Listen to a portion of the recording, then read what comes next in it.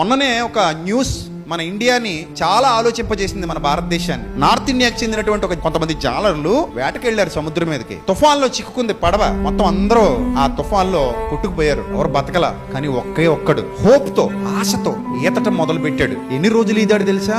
5 రోజులు. ఇదేం చిన్న విషయం కాదు. 24 గంటలు ఈదాలంటే మాటలు కాదు.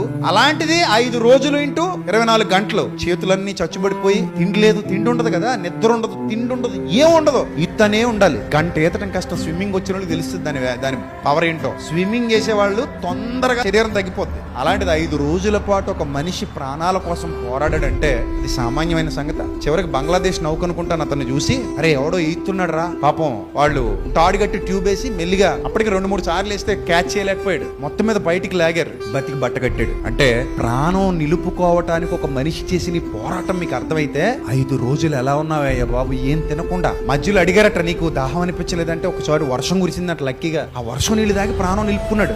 5 రోజులు. దీన్ని బట్టి మీరు అర్థం చేసుకోండి. అరే ఒక మనిషిలో ఇంత ఓర్పు ఉంటదా? ఉంటదే.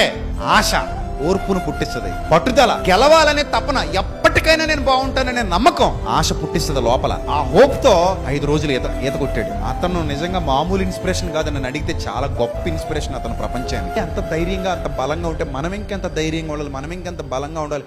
ఒకసారి ఆలోచన చేయండి.